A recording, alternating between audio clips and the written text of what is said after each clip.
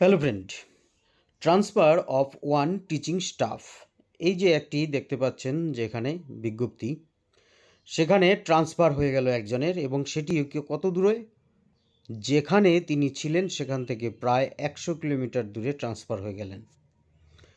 কোন আদেশক্রমে বা কোন নিয়মে? Section 10C, the West Bengal school service কমিশনের যে অ্যামেন্ডমেন্ট অ্যাক্ট 2017, সেখানে যে 10C সেকশনে যে অ্যাক্ট আছে সেই অ্যাক্ট অনুযায়ী এবার কিন্তু ট্রান্সফার হলো। এর আগে এ নিয়ে অনেক বিতর্ক হয়েছে। সেখানে প্রথমে মামলা হয়, ট্রান্সফার হওয়ার পর অর্থাৎ 10C সেকশন অনুযায়ী অনেকের ট্রান্সফার হয়, সে নিয়ে হাইকোর্টে মামলা হয়। কিন্তু হাইকোর্টে কিন্তু পরিষ্কার করে বলে দেয় যে শিক্ষার স্বার্থে এই 10C যা বিল তৈরি বা আইন আছে সেই আইনটি কিন্তু স্কুল সার্ভিস কমিশন সেটি কিন্তু প্রয়োগ করতে পারে।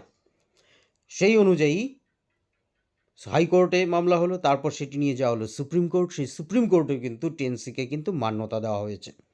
এবার সেই অনুযায়ী এবার ট্রান্সফার হলো, যদিও আমি এখানে দেখাতে পাচ্ছি না যে নির্দিষ্ট কারণ এটি নিয়ে পরবর্তীতে অনেক বিষয় উঠে আসতে পারে সেজন্য, কিন্তু সেটি কিন্তু 29/1/2025 মেমো নম্বর যে আছে 206 ACD DAC 12099620025 DP, এই অনুযায়ী এটি কিন্তু এবার পরিষ্কার, অর্থাৎ 10C অ্যাক্টে ট্রান্সফার শুরু হয়ে গেল।